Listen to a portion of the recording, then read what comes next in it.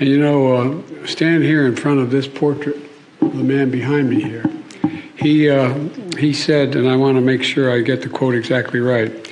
He said, the better angels, he said, we must address the council and address the better angels of our nature.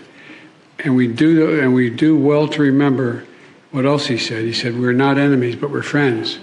It's in the part of the Civil War. He said, we're not enemies, but we're friends. We must not be enemies. Folks, and I've been around, I know I don't look it, I've been around a long while. And I mean this sincerely. Politics has gotten too bitter. I've spent a lot of time with Xi Jinping, someone whom I have a great deal of difference with. And I was, when I was vice president, my president told me that he wanted me to get to know Xi Jinping because it was clear he was going to be the head of Russia, of China, and we were having problems with Russia at the time and other countries as well. And so what he said was, get to know him. He's going to be there. And he couldn't because he was the president. He couldn't travel. So I traveled 17,000 miles with him throughout the country, our country, and in China as well. We were in the Tibetan Plateau, and he turned to me and he said, can you define America for me? And this has been documented, it's real. I looked at him, I said, yes, I can, in one word. He looked at me and he said, what's that? And I said, possibilities. Possibilities. Okay. I'm right here.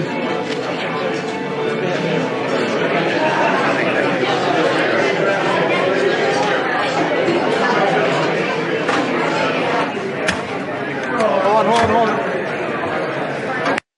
Specifics. Go ahead, Richard. Some more on the border, Kathleen, but the northern one, it's not as dramatic as in the south, but there are different and more reports on migrants crossing the border to come to the U.S. Is the administration worried? Is it in contact with the Canadian government to try to stop the flow? Don't have any new announcements to make, but we are constantly having those conversations with our counterparts in Canada. I just don't have anything for you at this time. How worried is the administration that it's happening more and more? I mean, look, I'm not going to put a gauge on this, on how worried we are, but we do have constant communication with our counterparts on a range of issues, including the one that you just laid out to me. Maybe some of you think that we should just say, this is not our problem, and that we should let the migrant families starve or freeze to death. But that's not what decent Midwesterners do. That's not what leaders do. We didn't ask for this manufactured crisis, but we must deal with it all the same. With our partners in Cook County and the city of Chicago,